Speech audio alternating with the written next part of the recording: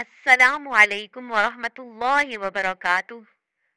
आज का हमारा टॉपिक है, आखिर ये खौफ कब तक। मुअज़्ज़ज़ सामिईन, अल्लाह वालों का ये खौफ जिंदगी में कभी भी ज़ायल नहीं हो सकता, जिंदगी भर रहेगा। कोई कितना बुलंद मर्तबा ही क्यों ना हो, कई बिशारतें क्यों ना पाए, जब तक मौत नहीं आ जाती उस वक़्त तक किसी को यकीन नहीं होता कि मेरा इंजाम क्या होगा। इसीलिए फरमाया कि तुम अल्लाह की इबादत करो हत्ता यअतियकल यकीन, यहाँ तक कि तुम्हें मौत आ जाए। मौत से पहले कोई भी नेक आदमी अल्लाह के इस मामले से अमन में नहीं होता। हर बंदे को डरने की जरूरत है। जो लोग गुनाह करते हैं इनको ज्यादा डरने की जरूरत है। अगर इंसान गुनाह ना भी करे, नेकी ही कर रहा हो तो फिर भी डरे, क्योंकि पता नहीं नेकी कबूल भी होगी या नहीं। अगर मार्फत भी नसीब हो गई तो फिर डर और ज्यादा हो जाता है।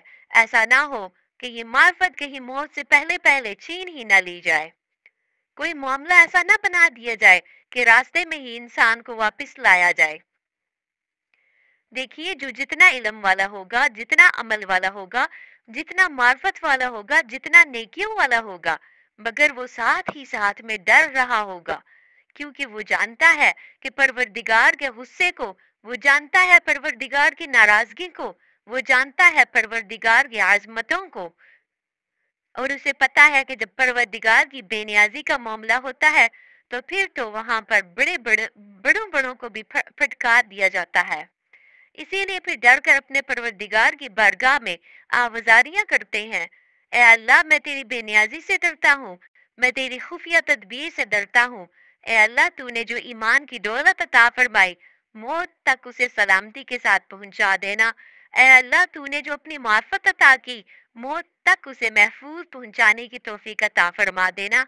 आमीन सुम्मा आमीन या रब्बल आलमीन। अगर आपको आज की हमारी ये वीडियो पसंद आए तो सदका जारिया की नीयत से शेयर करें और हमारे चैनल अल हज़नात इस्लामिक स्टूडियो को जरूर सब्सक्राइब करें।